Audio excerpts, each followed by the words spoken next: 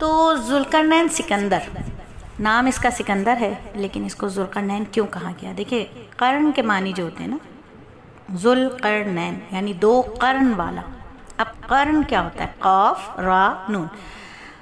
قرن کے جو لغوی معنی ہیں وہ ہیں 10 12 30 80 یا 120 برس کا زمانہ، یہ بھی قرن کہلاتا ہے۔ عموماً جو ہے وہ ایک قرن 12 برس کا زمانہ ہوتا ہے، ٹھیک ہے، یا 1 دہائی 10 سال کا جو زمانہ ہوتا ہے، یا سال ہا سال کی جو ہم نسبت کریں تو ہم اس کو بھی قرن کہہ سکتے ہیں، ٹھیک ہے۔ ہم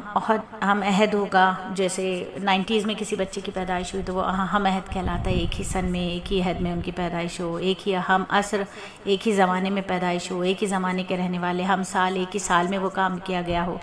اچھا، یہ تو قرن کے معنی ہیں لغوی۔ اور اس کے ایک اور لغوی معنی ہے کہ سینگ جو ہوتے ہیں نا، ٹھیک ہے، ایک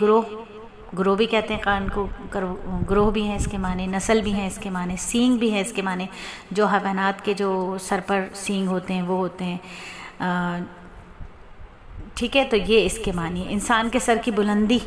یا وہ حصہ جہاں حیوان کے سینگ ہوتے ہیں، ایسا بلندی والا حصہ بھی قرن کہلاتا ہے۔ تو عام لوگ یہ سمجھتے تھے کہ شاید ذوالقرنین جو ہے اس کے سر پر 2 زخم تھے اور اس کو چھپانے کے لیے وہ امامہ باندھا کرتے تھے، اس لیے ان کو ذوالقرنین کہا جاتا ہے۔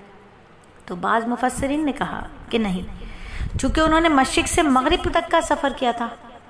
اور مغرب کا بھی اینڈ تک سفر کیا تھا، آخر تک، اس لیے ان کو قرن کہتے ہیں۔ تو اس وجہ سے ان کو ذوالقرنین کہتے ہیں، یعنی وہ بندہ جس کو اللہ تعالیٰ نے زمین کے دونوں سروں تک جانے کی توفیق عطا فرمائے، مشرق کے اس سرے سے لے کے مغرب کے آخری سرے تک۔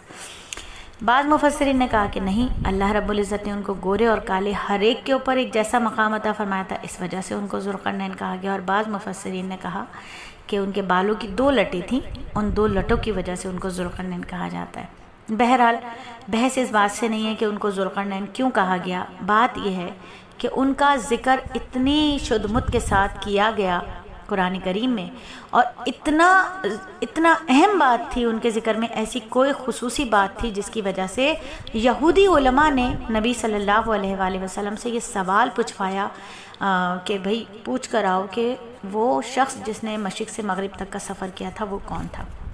یعنی ان میں ایسی کوئی بات تھی نا۔ اور پھر یہی کہ سورہ کہف فتنوں سے بچانے والی صورت ہے، تو پھر ان کے واقعے میں بھی کوئی نہ کوئی ایسی سیکھ ضرور موجود ہوگی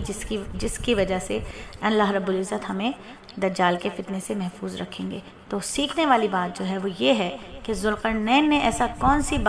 کون سا کارنامہ انجام دیا تھا کہ اگر ہم اس کارنامے کو ہدف رکھتے ہوئے اپنی زندگی کو گزاریں تو ہماری زندگی، ہمیں فتنہ دجال اور دجال سے ہم زندگی میں بچ جائیں گے، ایمان کی حفاظت ہو جائے گی۔ اصل چیز یہ ہے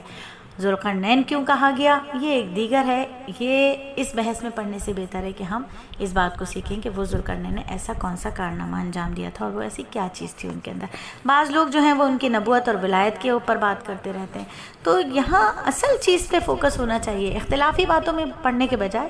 جو ہم میں اور آپ میں مشترک بات ہے وہ یہ ہے کہ سورہ کہف فتنوں سے بچانے والی صورت ہے، یہ میرے نبی نے فرمایا، تو پھر کیوں نہ پھر اس کو سمجھا جائے۔